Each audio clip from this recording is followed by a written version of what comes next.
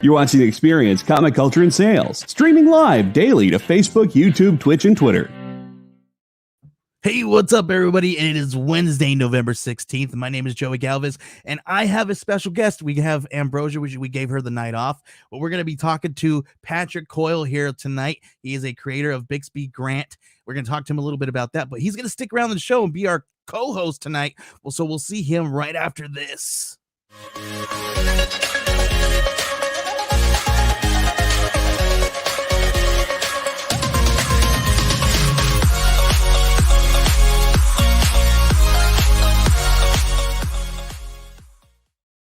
All right, welcome to the show. Welcome, Patrick. How's it going, man? It's been a little bit of, we've been hanging out and talking to each other a lot lately because you got a campaign running right now on Kickstarter, right? That's right. It's actually in its last, let's see, what time is it? We got 12 more hours. Ooh, and it's doing pretty good. Yeah, so far so good. It's been I've never run a Kickstarter before, so with your help, of course, it's done really well over this last 30 days. And for those who don't know, it's called Bixby Grant Private Eye. It's about a mummy detective who lives in a city kind of overrun with monsters and creatures and ghouls and stuff. And yeah, that's basically the high concept. Yeah, and it's so cool. I've had the privilege to be in the backstage, kind of watching this thing go, and man, it's been so fun to watch you guys. With from the conception to the the everything in between. I wasn't there when you guys were doing the writing process and all that stuff, but seeing you bring all this stuff forward and sharing all these things with me, it's been really cool, really fun ride. I'm very excited for you and this new adventure, because this is your first comic book, 30 years in the making, and you got an excellent, stellar team. So very, very cool. But that's not why you're here. That's not the only reason here, right? You're here to hang out with me and talk to me about some really cool stuff. So what we do, Patrick, you haven't been a part of the show, but you've watched a few times before. What we do right here in this first segment is we talk a little bit about what we've been watching. Have you been watching anything lately? Anything good on the television? I have been watching Andor. Okay. And, yeah. I know one dropped today. So as of this recording, I have not watched episode 11, but I've seen up through 10. See, I watched like the second episode, I believe, but then I kind of fell off and started watching something else because the something else took my priorities away from Andor. Please don't cancel me for that, please, because it's been peripheral that I've been watching. But before we get into talking about all this stuff, we have a little bumper that we like to play here so that we know what we are going to be talking about. So let's go ahead and move on to our first segment called "What's on Our Watch List." All right.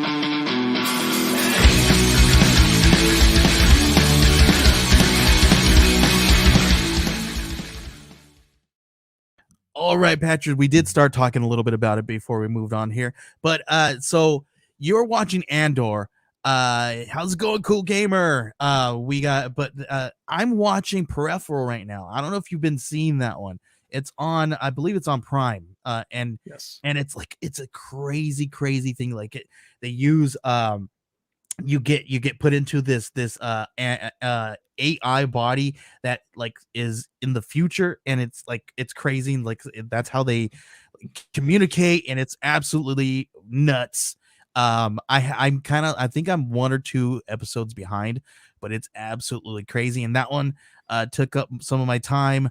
All this voting stuff has been crazy here in Arizona, so that's been on the TV. So, and my wife's been like glued to it, so I haven't been able to watch any of my stuff. But man, it's been really cool. But talk to me a little bit about Andor without any spoilers, though. Yes, of course. Be very careful. I've been meaning to watch Peripheral. It's on the top. It's within my short list of next shows to watch. Andor has been a lot of fun in that this is no surprise. I think a lot of people have talked about this.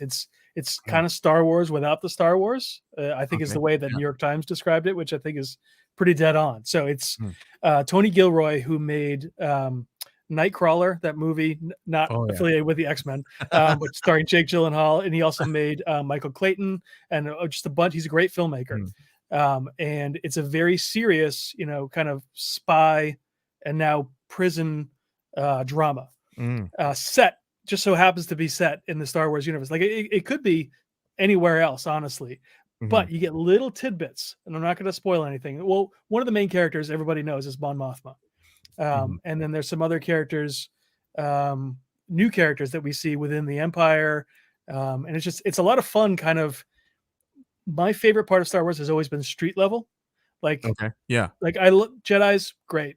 I love Ahsoka. I love Rebels. I love a bunch of other Jedi related stuff, but I always loved Han Solo, Chewbacca, pirates, Jabba the Hutt, street level stuff. And so you get a lot of that here with people down in the lower levels of Coruscant, with kind of rendezvousing and passing secrets, and the Empire trying to squash them. And it's kind of a fun, different take. I love that stuff too, man. That kind of that anti-hero kind of street level kind of stuff.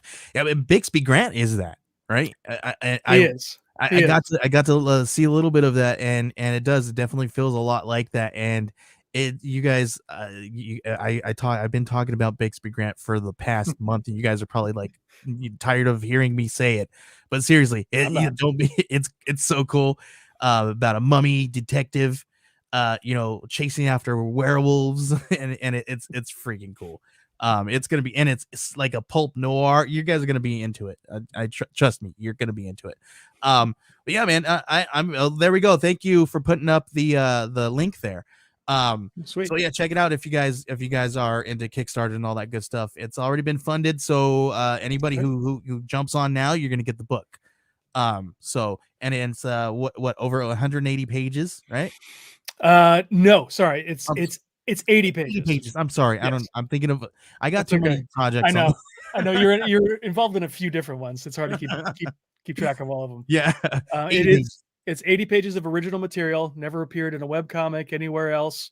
It's the first collaboration between me and Gonzalo Martinez, the artist. And all new, brand new stuff. Self-contained story, so you don't have to worry about waiting for the next issue. You get a beginning, middle, and an end, and actually a short backup story too. Is there so I don't want to kind of abruptly move on, but I'm gonna abruptly move on. Yeah, absolutely. Wakanda Forever has happened last week, and we're not going to talk about any spoilers. But did you see it? I did. I went with my daughter this weekend and saw it with a crowded theater, and it was a lot of fun. That's very cool. That's very good. Did everybody get up and chant and get loud and crazy like some other movies did? They did. Not as much as I would have liked. Okay. There were a couple, applause points, but nobody like shouting Wakanda Forever. It's always fun when you go to those rowdy theaters, and you're like, all right, this crowd's gonna be pretty rowdy today. It's gonna be awesome. But I've been to somewhere it's like, come on guys, get loud with me. It's like, what's wrong with you? Yeah, no, this was like a midday showing, families. It wasn't like, I think if I had gone to the midnight show, there would have been a lot more of that. Nice. Yeah, I bet. Yeah. I have not seen it yet. Me and my son are planning on going very soon. I wanted to wait till the crowds die down a little bit. Sure.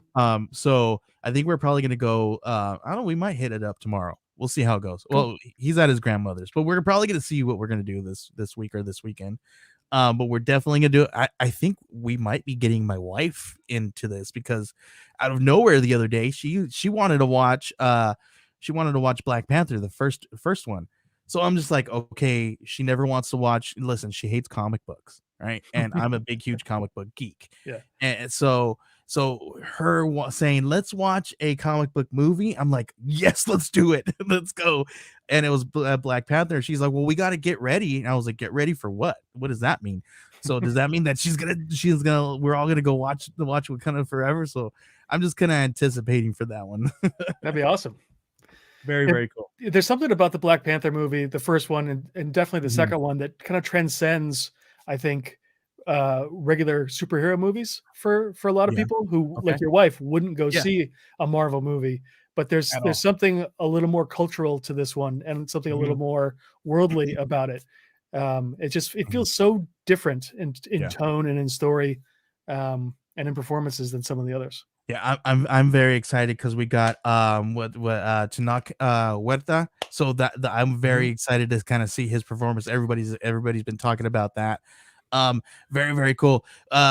we do have a little bit of news here talking about Wakanda Forever here in the Marvel news here. Where later on we're going to talk about. But yes, we got our producer that said Wakanda Forever is a major, big budget blockbuster movie with an almost 90% female cast. It's a rarity. Very cool. Yes. Very, very cool. I love that. I also heard that we may have, let's see. We might be having some internet difficulties, guys. Sorry. If there's anything that drops out, it's our internet. Please bear with us. But I heard that Angela Bassett, people are saying that she might be getting an Oscar for this one if they were ever to give out Oscars for a comic book movie, like, because they don't like to do that, right? Right. It would be.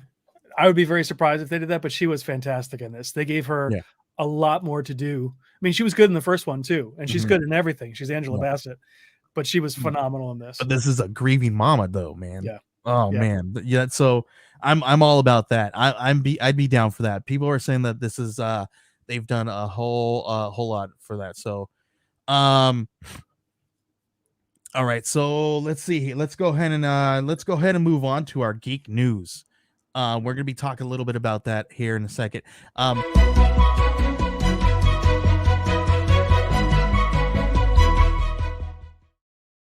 Thank you guys. And sorry again, I'm going to reiterate this. We're having our producers having a little bit of internet issues. So if we are slow to get things going, just bear with us. Sorry about that.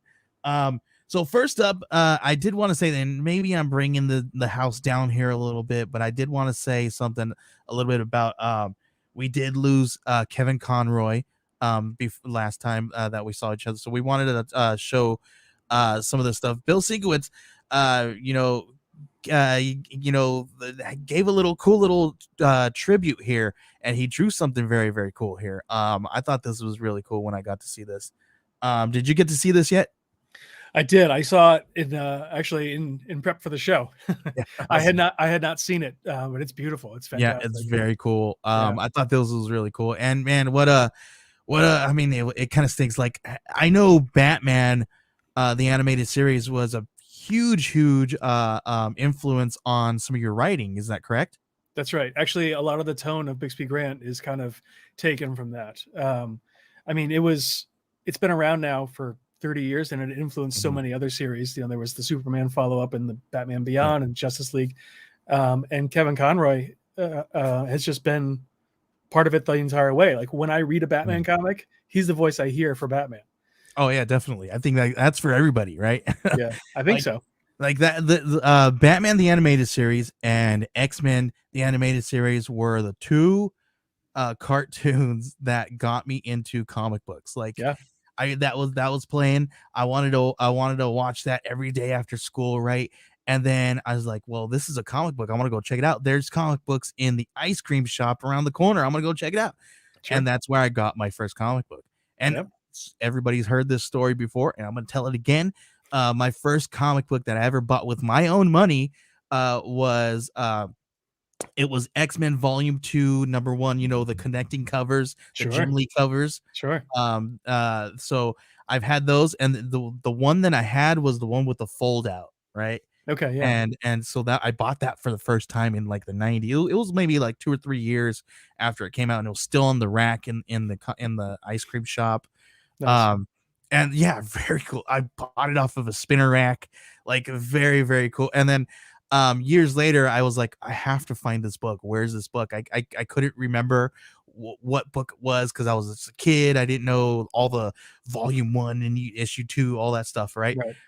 So as an adult, I went back and found them all, and I have them all framed, even the connecting cover. I have all connecting covers, and then the one with the fold out as well. Nice. I'm still trying to find a way to make enough money to get the Mexico releases. those are way expensive. Yeah, no doubt. Yeah, it's crazy, and it's just because there's a color change, and it was very cool. But that was my first comic book, and it was all because of Batman the animated series and X-Men. Sure. And the reason why I got that one was because I was really into X-Men at that point, really into Batman too. So much that I went and I had a buddy who asked me to be a part of a Batman podcast. We were about I did about 20 something episodes with him. Cool. So it was really fun. So it's a huge influence. And when I heard this, it was really, really sad day, but it kind of stinks, but Yeah. in order to just kind of celebrate him instead of mourning him, I definitely I got my Batman over here, my Batman Funko Pop always nearby, and I definitely hear Conroy's voice every single time that I see it. So For sure. very cool. DC's James Gunn and Peter Safran, they're close to their end of their what they are going to be outlining for the franchise. This one's pretty cool because this one is going to give us a roadmap to what they're going to be doing, right? But this is some really cool stuff because they're talking about the one thing that they said in the article is that they're gonna drive the hell out of DC. That makes me wonder, what are they saying? Are they giving us a play on words? What do you think they're saying? Because they're saying there's not going to be 4 Batman. Right. There's not going to be all the stuff that we've been getting. We're not going to be where they're going to just basically, get rid of the multiversal kind of thing. And they're going to start something different. We're going to see some things that the last people that were in charge of the franchise weren't even thinking about. I mean, come on, we saw James Gunn bring freaking Polka Dot Man to life. Like, right. What the heck are they gonna do? What do you think they're gonna do, man? I don't know, man. I'm really curious to find out. The interesting part is I hope they find a creative and fun way to get rid of the parts that they don't like, and an equally creative way to keep. Like it's basically Crisis on Infinite Earths back in the 80s, right? It's like let's sweep away everything we don't like and just pluck the stuff that we do, and now it's all one, universe. And then they did it again with what was it? They did the future one, whatever, and then they did Reborn, Rebirth, or whatever. Yep. Then they did another one recently. It's like they continue to reset everything every like 10 years. Right. No, and you can't as easily reset the films because they're multi-billion-dollar franchises, right? So they don't the ones that did well, like Aquaman and some of the Justice League, like, are they going to pay attention to any of the Snyderverse, or are they going to reboot? Like, are they going to cast a new Batman, or what happens to the Matt Reeves stuff? Like, so I don't know. I'm wondering if the Matt Reeves Batman is going to be the Batman now. Yeah. That's the direction I would go. Yes. If they're going to reel back all this stuff, but what does that mean for the Flash?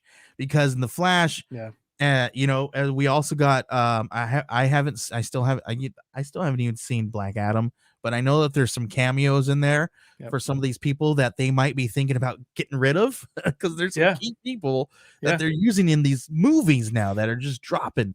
So how are they going to do that? If they're saying that they're almost done with this outline of their franchise. Yeah. If that's what it is, if I'm gonna read between their lines here a little bit, I'm thinking they're doing something completely different. They're not even gonna think about those as part of the universe right now, and they're just gonna start completely clean.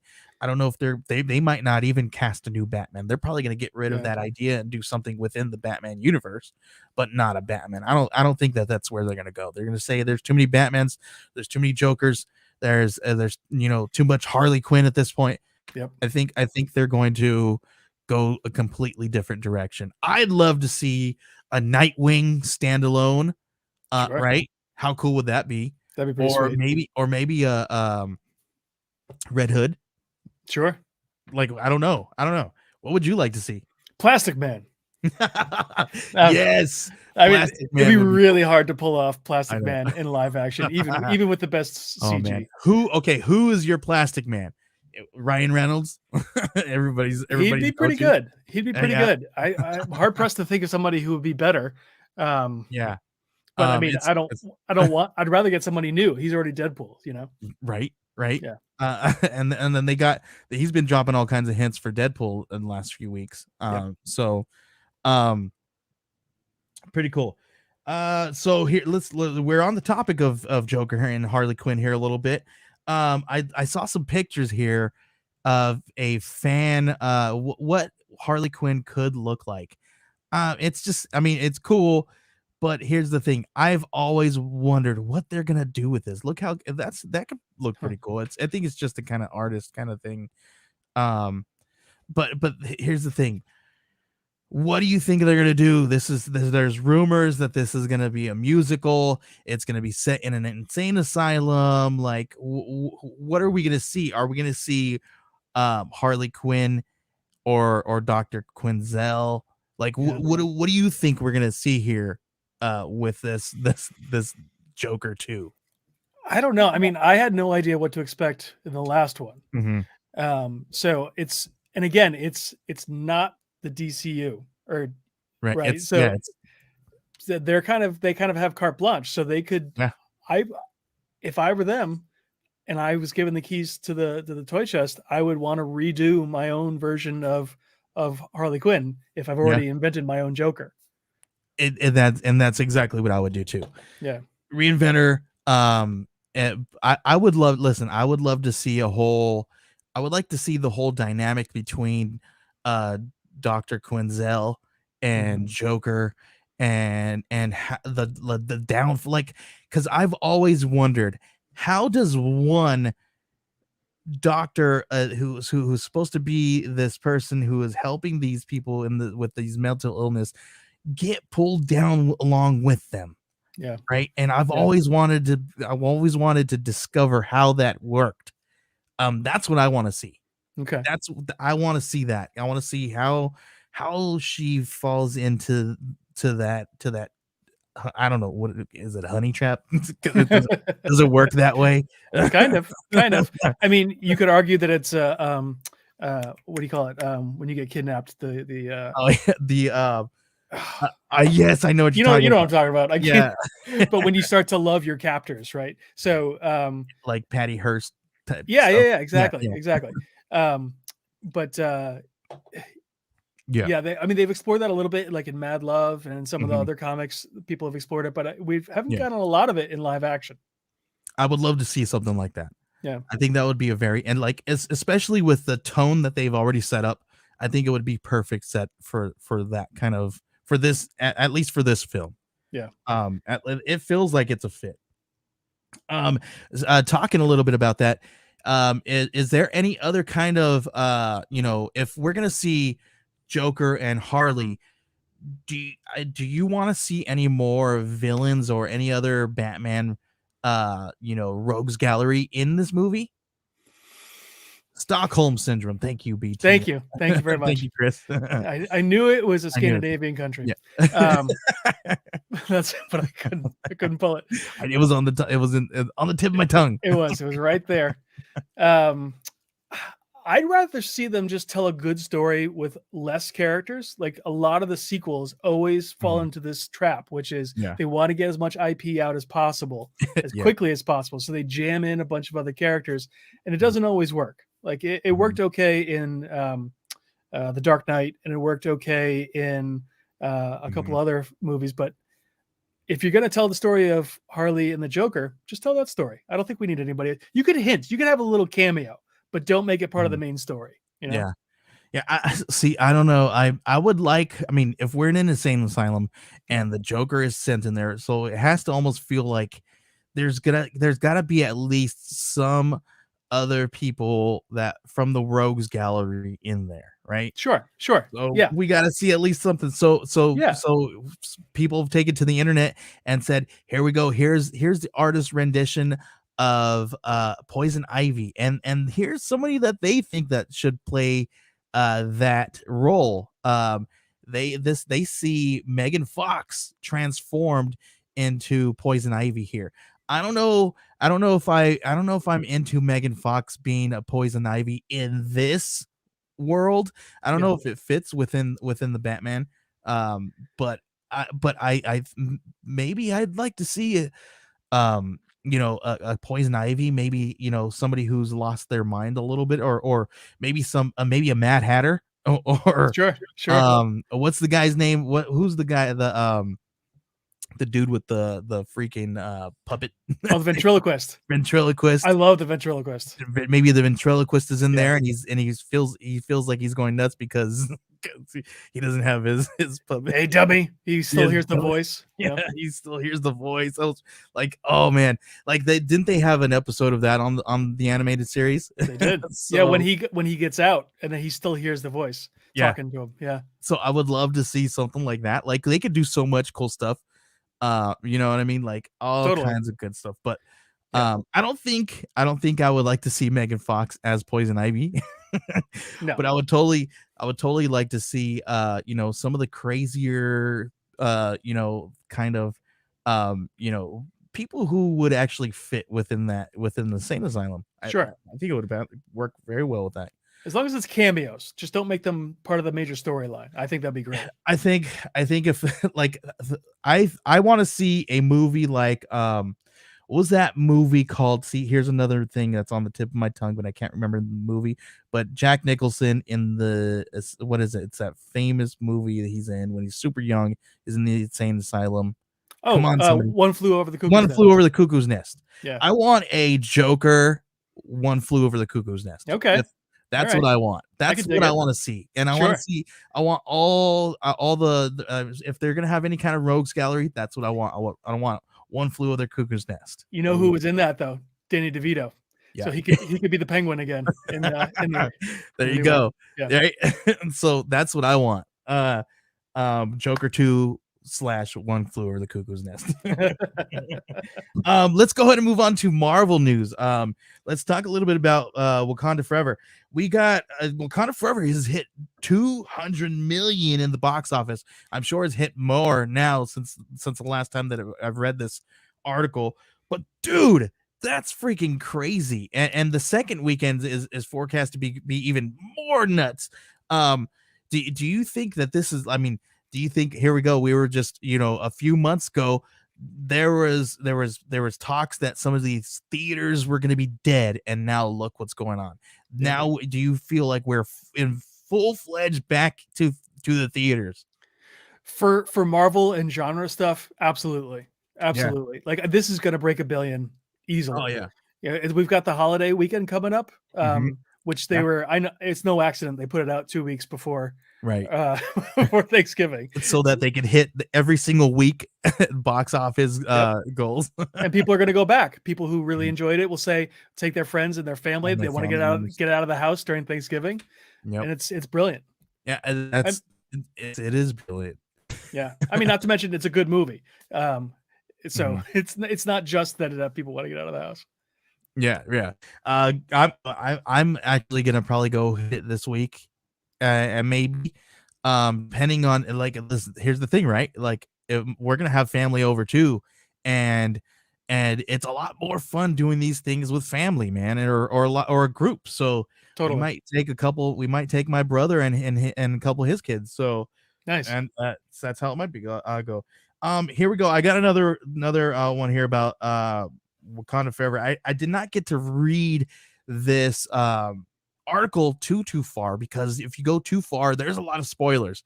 So I only read a little bit of it, right? Okay. But they're talking about how Wakanda Forever could pave the way for the X-Men for them to bring in the X-Men to the MCU.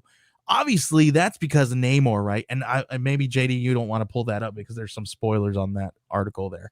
Alan Dunford in the house. What's going on, man?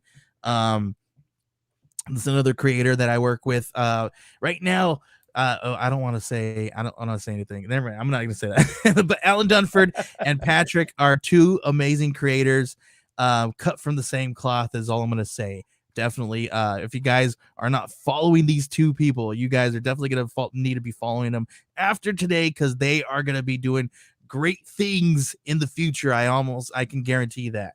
Shucks. Seriously. But this one, obviously is going to be paving the way because of Namor. Namor is obviously the first mutant, right? Yep. So I haven't seen it. So without saying a lot of spoilers or giving anything, how do you feel that this is going to be paving the way to bring the X-Men into the MCU? I mean, I think it's pretty much what you said. So the whole Namor thing, it's really just a a very small seed that they plant in this movie. They don't make a big thing out of it, and I'm not going to spoil anything. I love that. But it's, I've always felt like the Namor being the first mutant has always been kind of controversial, and I've never been a huge fan of it, personally.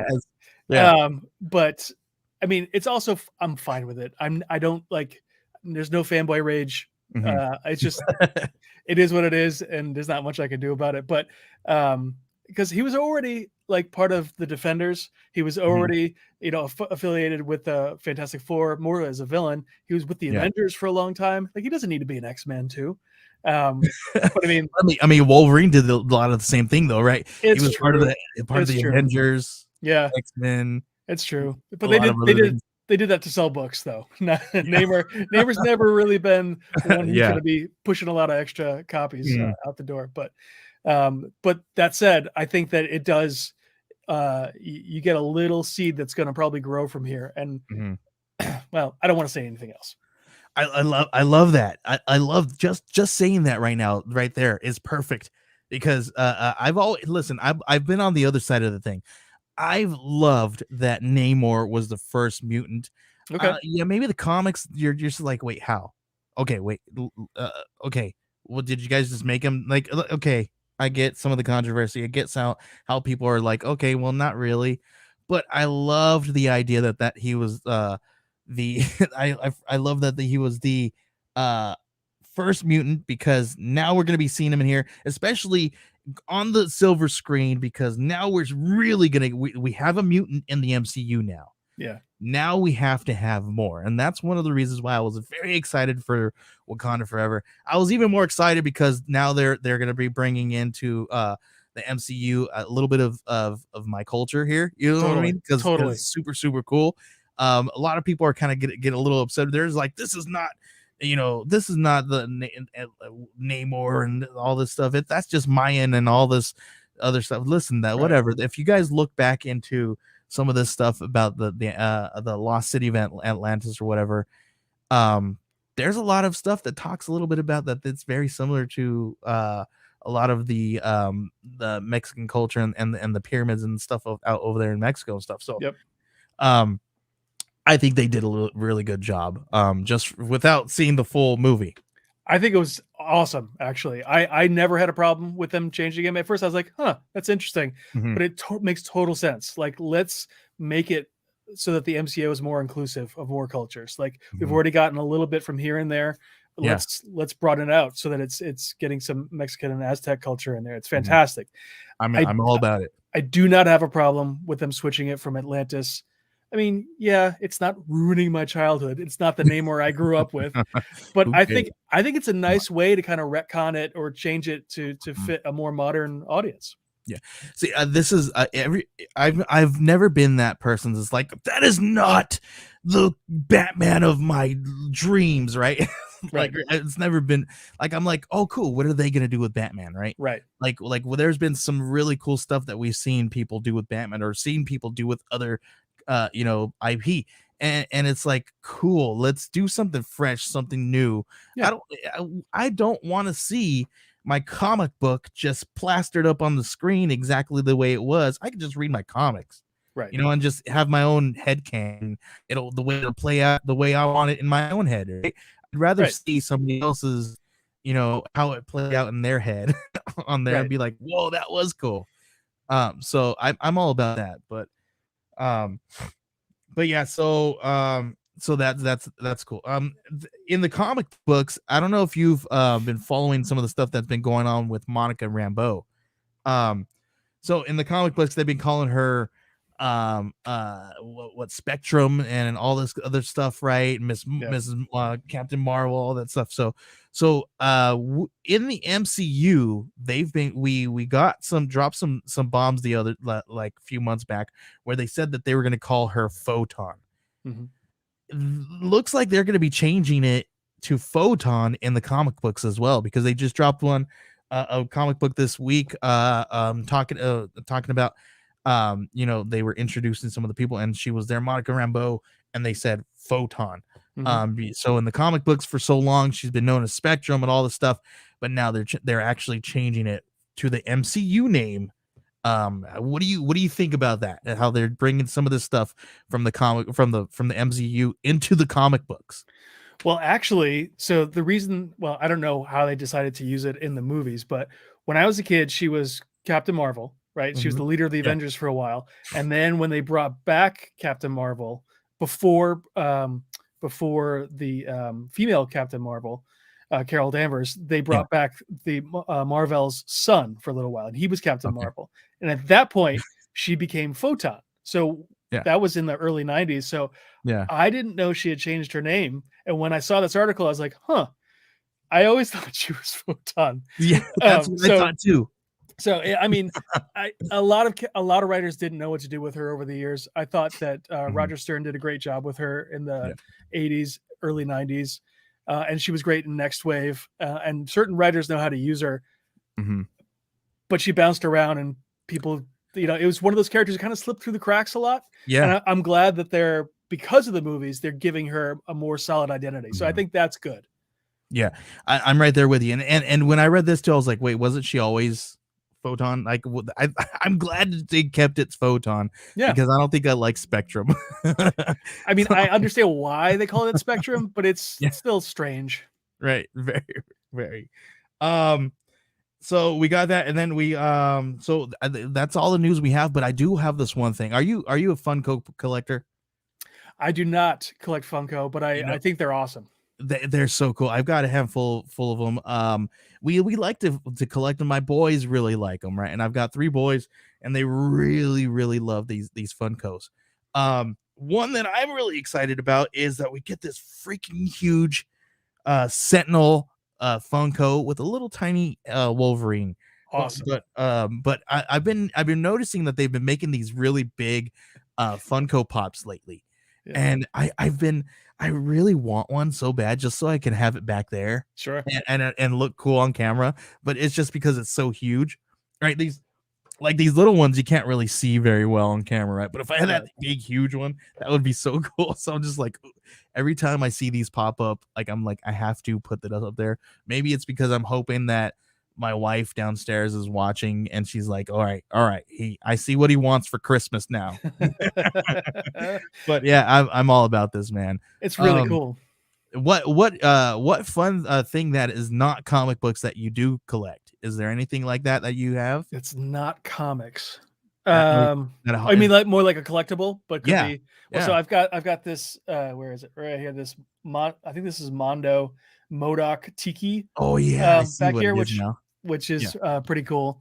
I've got this Homer. Wait, sorry, I'm not good at my Homer Simpson wind up tin toy That's back here. awesome. I do have oh, you know what? Is this Funko? No, there's a tiny little Batman. Whoops, over this shoulder, right back. Oh, I see. Here. Yeah. He's hiding back Look, there. it's the little ones. Yeah, I don't think they're Funko, but I know which one those are. You know what I have the most of though? I think is Lego sets. So I've got a ton of Marvel and Star Wars Lego sets. That's awesome. Yeah. Ambrosia, our my co-host. She's a huge Lego collector. Nice. She like her and her husband. They get those big, huge ones. Nice. Like he's got. There was one year, I think it was like during Christmas last year. His work gifted them this big, huge Lego set, and I was just like, oh my gosh, I was so jealous. Sweet. I think it was a Razor Crest or something. That big, huge one. Oh, nice. It was so cool. I'm so jealous because I'm just like, I look at the price tags of those things, and I'm like, if I had that and I like set out to like build that with my sons, like I would never be able to find any of the pieces because they would be scattered everywhere. So they'd be like, all right, Dad, let's just build something different. Oh man, that'd be so disappointing. You put the whole thing together and you're just missing that one piece. You don't know piece, where it went. It's like, oh my gosh. And my kids swallowed it. There's a lot of we were going to talk a little bit about Star Wars news, but there's a lot I want to talk about, but it's spoilery because Andor just dropped, right? And was it the last episode or second to last episode, something like that? I'm honestly not sure. And because there's a lot of news dropping that there's a second season coming, so so that's big news. So I didn't want to talk about any of that stuff. I said no news on that part because a lot of the stuff is spoilery, so we'll wait a little bit and we'll talk about that stuff too. Not a lot of Star Trek news either. I usually talk about Star Trek because I'm the Trekkie here of the group. Okay. Ambrosia's the Star Trek. I'm the Trekkie. Yep. Not a lot of Trek news. There's a lot of cool stuff happening with the series, but not too much. So what we're gonna do here now is we're gonna spend the last 15-20 minutes talking a little bit about what's in our pull list. All right.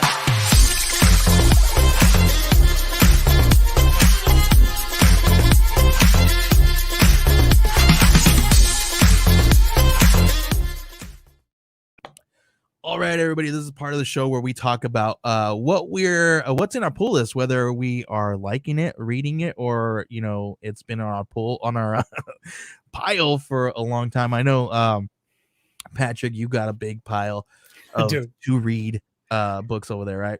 I do. Yeah, it's out of control actually. Like I have a pull list, at my local comic shop, and I go in like every 3 months or so and pick up a stack, about this big. Oh my gosh. And then I put it on top of the stack I already have. So it's so backed up. That's funny. Yeah. I used to listen. I was really bad with my pull list. I would pick it up like every week, right? But my pull list turned into like a $200 a week, like pull list. Like there was one time, seriously, my wife was like, are you really? I hope she's not listening down to this, because I don't want to bring this back up, because there was literally 1 month where every week I spent like $200 on comic books. I said, okay, that month I'm glad that month's over. But I was working 3 jobs. Okay. And the bills were getting paid, and one job was literally paying for my comic books. So leave me alone. Okay. I made it work, guys. All right. So I went and started. Listen, I took on a dishwashing job just to pay for my comic books. Hey, you made it work. Right. Dude, I looking at this list here. I really like this cover, this Nightwing cover. That's a pretty cool cover.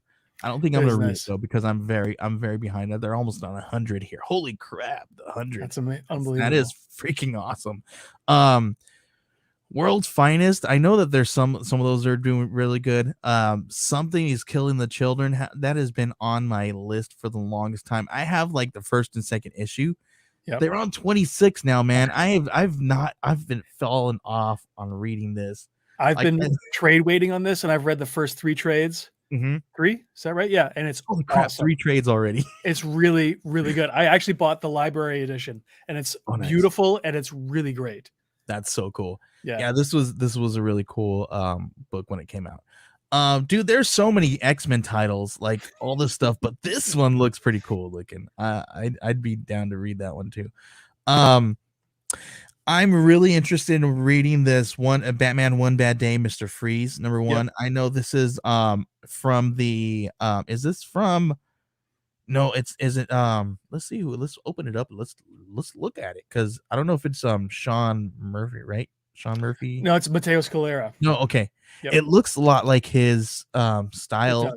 It does. And his in fact, Mateo Scalera has been doing some of the White Knight miniseries that Sean Murphy's writing. So their styles are very similar, and I love all of it. Yeah. I'm really looking forward to reading this. Very cool. When I saw this, I was like, yep, I'm down. Look at these variant covers though. Yeah, those are dope. Pretty sick. Those are really cool. Ooh, that one's so cool. I love Mr. Freeze. Mr. Freeze is probably one of my favorite Batman villains. Very cool. We got a ton of people on this book. Ton of people. A lot of really cool names though. Yeah. Tons of great stuff. I'm down to read this. Let's read what this one's about. Going back to the Dark Knight's early days in Gotham City, Batman and Robin, Dick Grayson, face down the coldest winter Gotham City has ever seen. A winter so cold that Mr. Freeze, Victor Fries. No, yeah, I always hated that. No longer.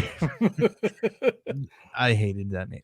No longer needs his containment suit to survive. He is in an element where he can thrive. Robin emphasizes with Mr. Freeze All Freeze wants to do is save his wife Nora, like always. But Batman warns Robin not to give his empathy to Victor Freeze. He's a man who's decided. I can't even read tonight. Decided his own fate along. This is a long It is. synopsis. It really is. Fate a long time ago and he deserves none of our warmth and winter. He will this winter, and he will show his true wickedness and power. Are you kidding me? That was a long. I don't think That was a mouthful. that was a lot. Yeah, I think we could have written that a little bit better. Very cool. Listen, I always really hate when they write these synapses because I'm just like, come on, that's far too much information. Yep. And you could have written a better log long. Very cool. I'm excited to read this though. I'm down, dude. Totally down with this for sure. Yeah, very cool. That one's going on the list. Catwoman versus Punchline. Listen, I loved the idea of them bringing Punchline in, but I don't know. Do you think they're using her too much now? Yep. And Catwoman and Joker. Like I'm a little. I don't know if you're reading Chip Zdarsky's Batman series, but I'm glad that he's brought in something new for at least for the first arc. And then we'll see. I have not been reading any DC or Marvel lately. I've been pulling it and I've been adding them to my Comixology list. Yeah. But I haven't been reading anything. It's really good. It's a lot of fun. I'm always down with the Gunslinger Spawn. Like, sure. I just love the character design. Even if the book is bad, I'm down with the characters. Like, it's just, come on. It's silly. Yeah. It's a Gunslinger Spawn, whatever. It's pretty cool. Yeah, right. They're on 14 already. That's pretty cool. Gambit number 5 looks good. I might read that one. Dark Crisis, Young Justice. That's interesting. Seems like they're going to be doing an event there. We got Batman. Ooh, what is this? So they're in another event. Here we go. Yeah. Here's another event. I don't know. Dark Crisis. Looks like they're always doing these events, and it's like you always have to do these tie-ins, right? Yep. They all tie in. You have to buy them all. You have to buy like 6 or 7 different ones, and then you fall behind. Like that's why. Listen, that's why I was spending $200 a month because I was literally I bought in and it was doing during the Rebirth thing, right? Because I was like, okay, cool. I'm gonna check out this Rebirth. I'm gonna buy every single issue for Rebirth. And when I went to go pick up my pull, they bring out a stack, and I'm just like, what's this? They're like, this is all the Rebirth, right? And I'm like, all of Batman Rebirth. They're like, no, all of Rebirth. I'm just looking at this tie-in, and I'm just like, are you kidding me? You're like, yeah, you need that to read your Batman. You need to read all these tie-ins. Yeah. I'm just like, oh my gosh. Yeah, I did the same thing with New 52, and it was just it was too much. Yeah. And I from that day on, I was like, never again. I'm not doing an entire event. It's rough. Hey, kudos to you people out there who can do the events. I listen. I don't know how you guys do it. Look, they're still doing the DC vampire stuff. Like that's, and the Deceased was another event that they did recently, and it's still going. Dr. Aphra, that one's been really good lately. Ambrosia's been reading this one. We got Marvel Gold Goblin. I'm interested in that one. Have you heard about this one? I've heard of it. I don't know the story behind it though.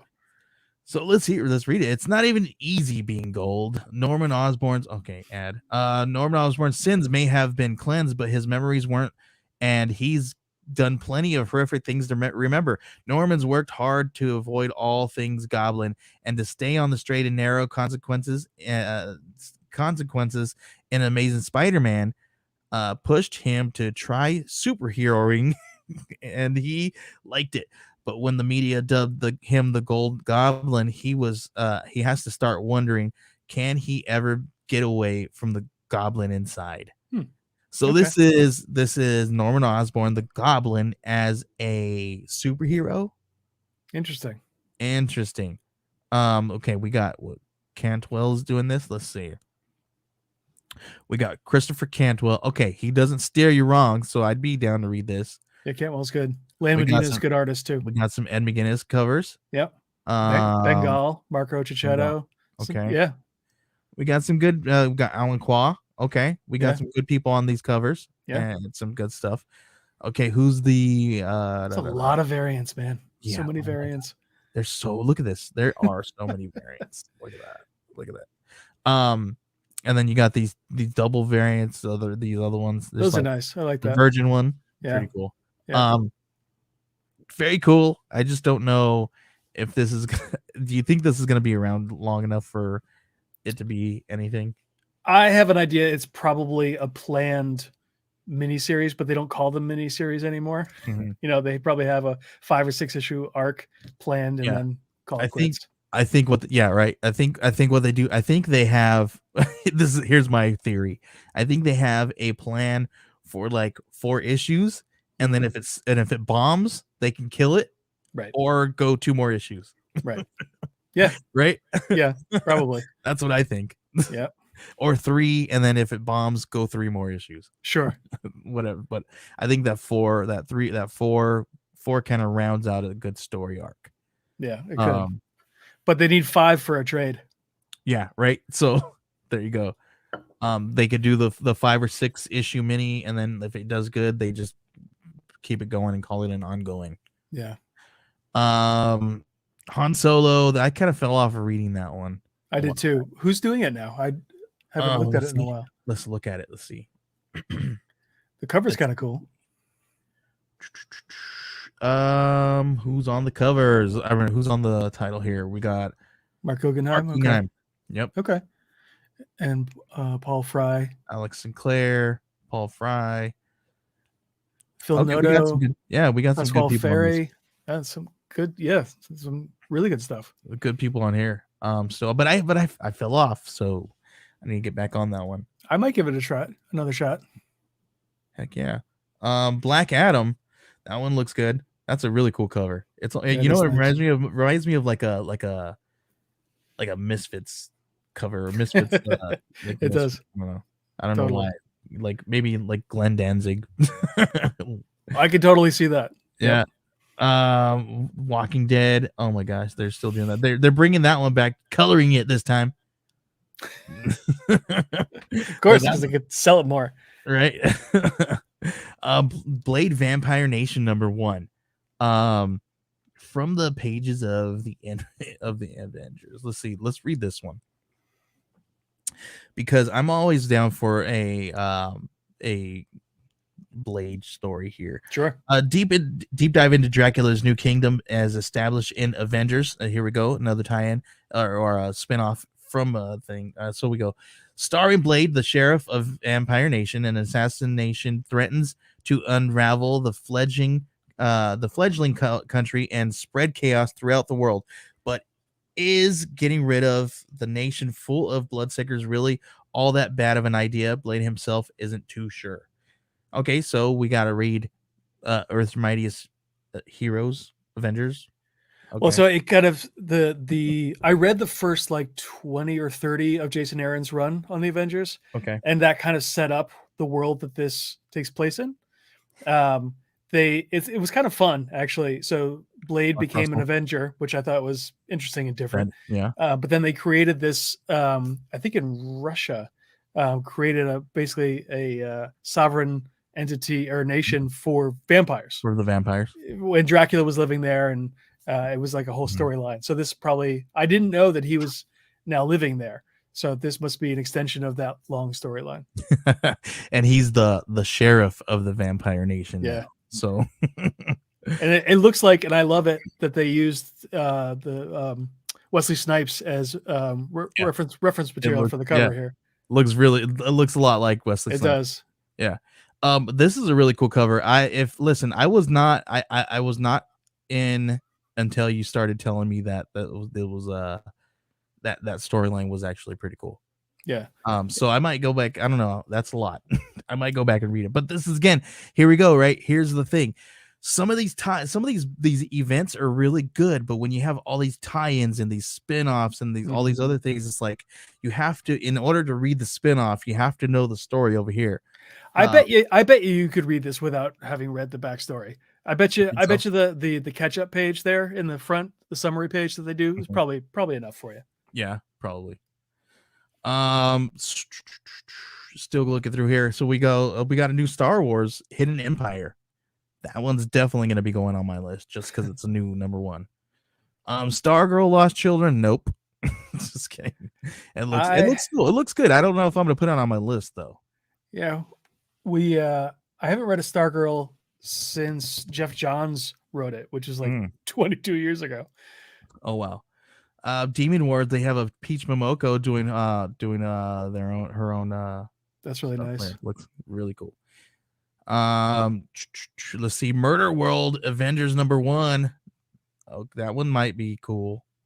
And here we go. Here's the Namor the Submariner. I think this is where is this the one that I was thinking where they talk about Monica Rambeau? I'm not sure. Okay. But yeah, we got or no, it's this one. Wakanda. It's one of those. Yeah, it's Wakanda with M'Baku comes in, and this is where they talk about Monica Rambeau. Okay. I Hate Fairyland #1. Did you read the first series? I have not, but I was gonna say, isn't this an older one? This is I guess a sequel of sorts to the Scotty Young one that from a few years back. Okay. Pretty cool. I might grab that one and check it out. I did not read the last one though. Okay. I read it quite a while ago, so I don't remember all the details, but it was a lot of fun. Very cool. There's a lot of good stuff coming out this week. Chroma #1. Red Sonja.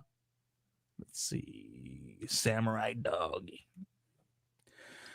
We got a young Hellboy. Assault on Cats. Have you been reading this one? I have. It's a fun series. I think Craig Rousseau was doing, or is this a new one? Yep, Craig Rousseau has been crushing the art, and the story is a lot of fun too. All right. And I'm a sucker for Lobster Johnson. So like Hellboy, Lobster Johnson, The Shadow, all those pulp heroes really went into Bixby Grant for me. It's kind of, I love that noir, horror kind of angle. So yeah. I'll be picking that up for sure. And definitely Mike Mignola is on this one too. So very cool. Yeah. Yep. And I've got my Hellboy over here. I don't know if you've seen this one. Nice. Yeah, I've got that as well. Very nice. Let's see. I'm definitely going to read that one. I need to check that one out. What is the West of Sundown? That one's still going. Isn't that? Was that one delayed for a little while? It feels like they haven't. It's been out for a while, but it's only on 6. Honestly, I don't know. I think you're probably right though. I feel like that one's been delayed like a lot. It does feel like it's been around for a while. We got She Bites #2 from Scout. That was really cool. The first issue was really cool. Chicken Devils #2. The first one, I didn't get to read the first one. I think I got it in my pulls somewhere in my Dropbox somewhere. I gotta read it. I haven't read it. Aftershock sends them sometimes. Frankenstein New World. That one looked really good. I'm reading that. That's pretty good. Are you reading that one? Yeah, that's fun. If you like the Hellboy horrorverse, it's if you like any of the related ones, like the they did I can't remember the name of it, but they did the Vampire Hunter. They've done a whole bunch of like peripheral characters. This feels very much in line with the rest of those books. If you like the Mignolaverse, you'll dig this. Heck yeah. I'm down with that. Yeah. Rogue State #1 from Black Mask. I don't know what that is, but I might check that one out. Cool cover. Excuse me. Sheena. Yeah, I'm not picking up Sheena. Definitely grab this one. The Vineyard, #3. This one is from a friend of mine, a friend of the show, Brian Hawkins. This one's very, very cool. Really great people. I work with them closely. This one's been a really good one that's coming out. Obviously, the Vineyard, about a wine vineyard. I don't want to give too much away, but let's read this one. Maranatha is caught off guard by the second sacrifice's identity, which causes her to lash out and question just how much more she could take of her family's murderous obedience to Dionysus. Meanwhile, siblings Sophia and Adonis face off about the extremism of their father's belief, and Callum gets in between. Very cool. This one, I don't know if you know about the whole Dionysus stuff going on there, but it's very, very cool take on this stuff of the vineyard. Cool. Really real cool book. I've been into this series really good. Nice. Very well. And then I would these guys they also did the Black Cotton. They got something coming up very soon. We got about 5 minutes here. We should probably be cloning our we're going over on our time here. But yeah, let me go ahead and see what we got here. We're over on our time, but it's all good. But yeah, I think that's about all I'd be picking up here. Obviously I'm gonna be grabbing the Triskele here from some friends of mine. Another one here from some friends that I might be grabbing. Illusion Witch, another one from some friends of the show. Definitely gonna grab that one. This one is lettered actually by my buddy who did my logo for Wednesday Warriors, actually. Nice. So very cool. So make sure to grab that one. The letterer is my buddy. Go get his book. Sweet.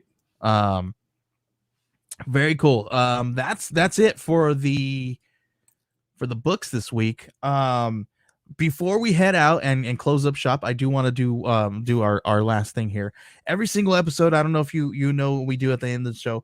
We talk a little bit about mental health. We do a mental health check-in. You don't have to do this, because what we do is we check in with one another, how we're doing. You can not participate, but I am gonna go ahead and give everybody this information about some stuff, some resources that they can use here. Sure. The suicide crisis lifeline is now a 3-digit number. You can type in 988. It's a new, shorter phone number. It will make it easier for people to remember and access the mental health crisis services.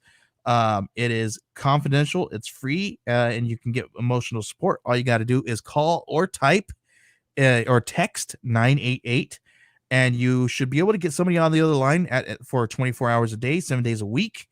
And it's very cool. And you can also head on over to 988lifeline.org. That's 988lifeline.org. If you guys, this is we're into this mental health awareness. We want to make sure that this is a normalized kind of thing. Ambrosia and I specifically have we've had mental illness problem things going on in our families' lives and all that good stuff. So it's very, very close to us. So we really want to advocate for that and make sure that we normalize it here on this show. Sure. So if you can definitely you don't have to participate, but what we usually do is we ask one another how we do it, how we're doing, and how we're doing mentally, and just kind of checking in with one another. So yeah, Patrick, how have you been doing, man? Thanks for asking. I've been doing okay. I mean, it doesn't hurt that my Kickstarter for my first project is doing so well right now, but depression and anxiety are something that occurs in my family quite a bit. So mental health is something that's very important to me, and I do pay attention to. And so right now, I mean, joking aside, I am doing quite well. Thank you for asking. It's everything is linked, so making sure that I'm eating all right and exercising and making some time for myself and hanging out with my kids and doing stuff that re-energizes me and also keeps my head in the right place is right now everything's clicking, so that's good. How about you? I'm doing all right, man. It's been a rough week for us a little bit, because my kids I think they've been kind of feeling the weather changes a little bit. Sure. Like my little one, my 2-year-old, I think he's been kind of like having a sinus thing, and he's been very, very whiny lately. Mm-hmm. I've been having some weird changes going on with my sinuses and stuff like that. So it almost feels like I've got a head cold, and I'm just like my throat, and I'm just like, I just feel drained, but it's not any sickness. It's just sinus and allergies, right? I take my sinus allergy meds, and then a couple hours later, all that gross feeling goes away. But I'm just like, it's rough, waking up and you're just like, I feel so drained and I feel sick. Yep. But I'm just glad it's not any kind of sickness or a cold or anything like that. It's just so something's like that's been going around in our house where we're in Arizona and we don't really normally get cold nights out here too often. Yeah. So so the change in weather has definitely affected us wimps out here Yeah. in the Southwest. Hey man, it snowed here last night. Oh wow. For real. Like for like That's 3 hours, and now today it's gone, but like a week ago it was 72 degrees, and then last oh night it was wow. snowing, so who knows? So, yeah, see, we've been getting some good 65-degree weather. It's like 61 right now. It's perfect. 61 degrees. It's gorgeous outside. Love it. It's light breeze. It is. It's absolutely gorgeous. But the thing is, when it's this cold, we like to open up the house, right? And I hate to close it back down. Yeah. And when we close it back down, and like last night, I think I did the wrong thing, and I slept with my window open, and I woke up with some drainage, and was like, ugh. So, but yeah, right.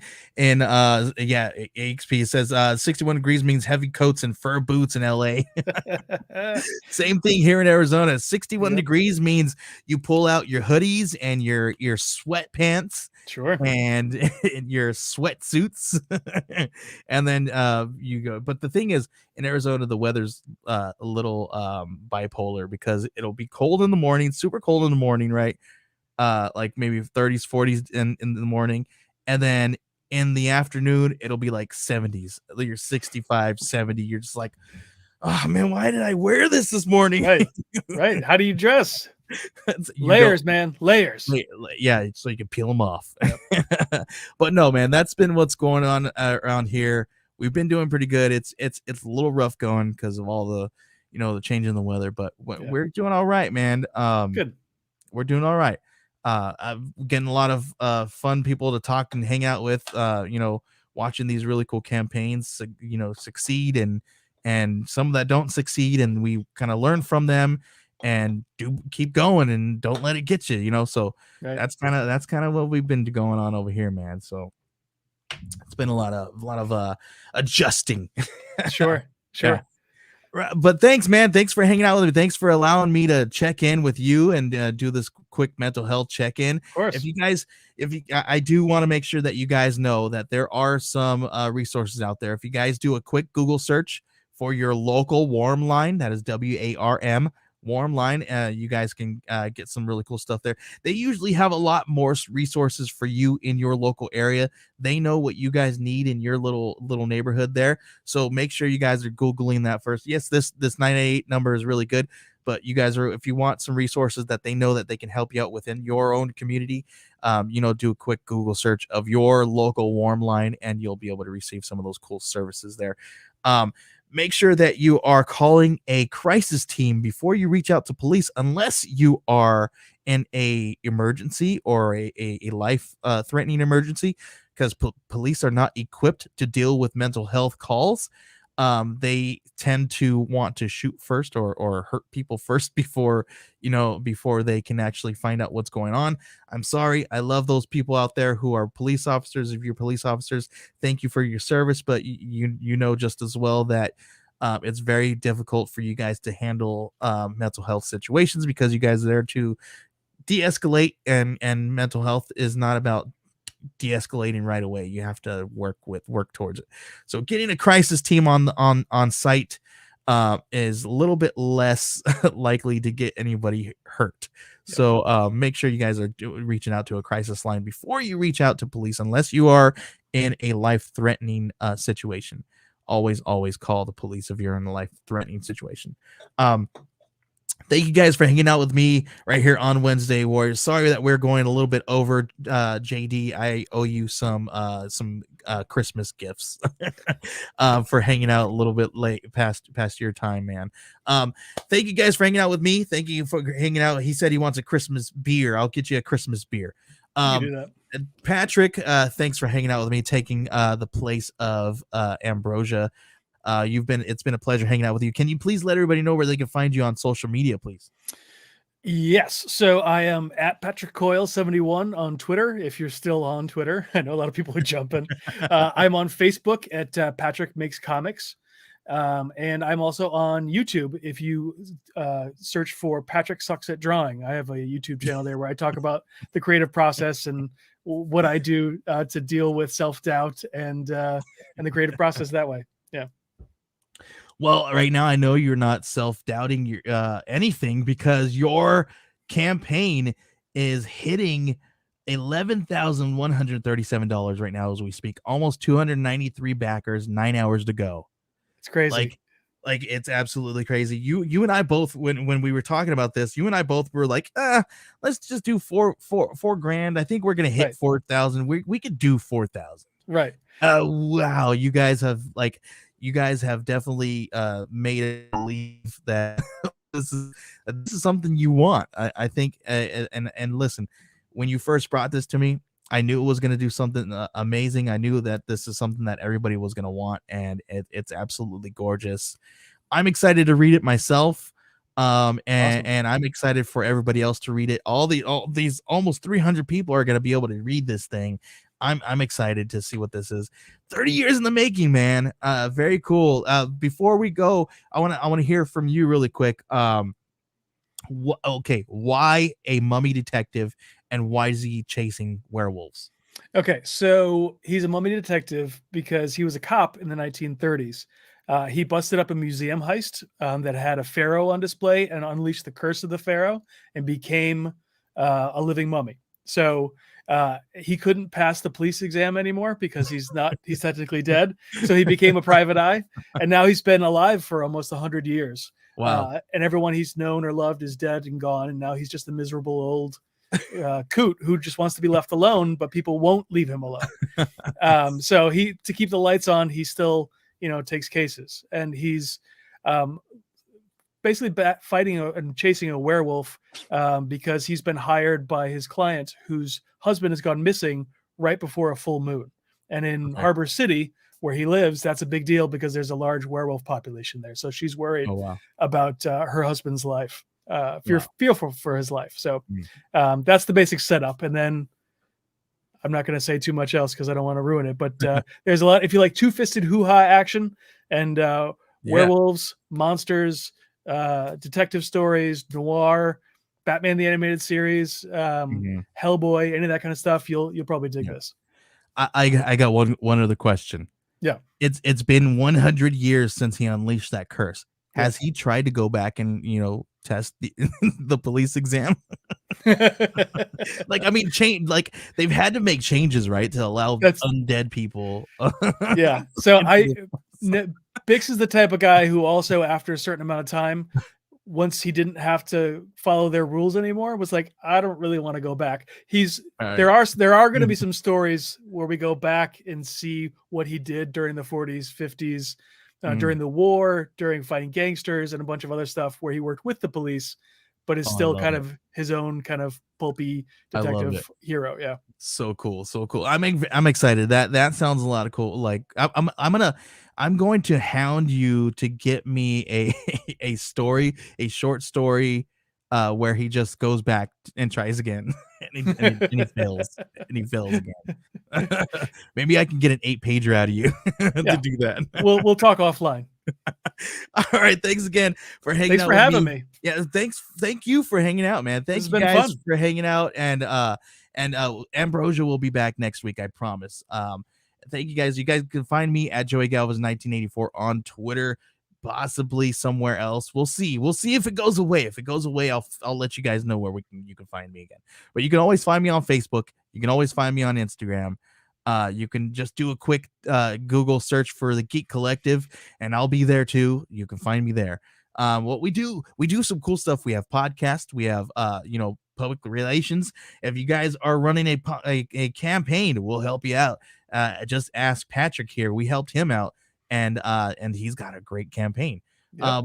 Make sure you guys are following the EXP because you guys find some really cool stuff right here on the EXP. Thank you guys. JD, our producer, thank you guys. Thank him. He's the man behind the camera, and he does an amazing job. Thank you so much. Every single week, you do amazing. Thank you for hanging out. 14 minutes past your time. It's past his bedtime, guys. We'll see you guys next time. Thank you, guys. Bye. Bye. Peace.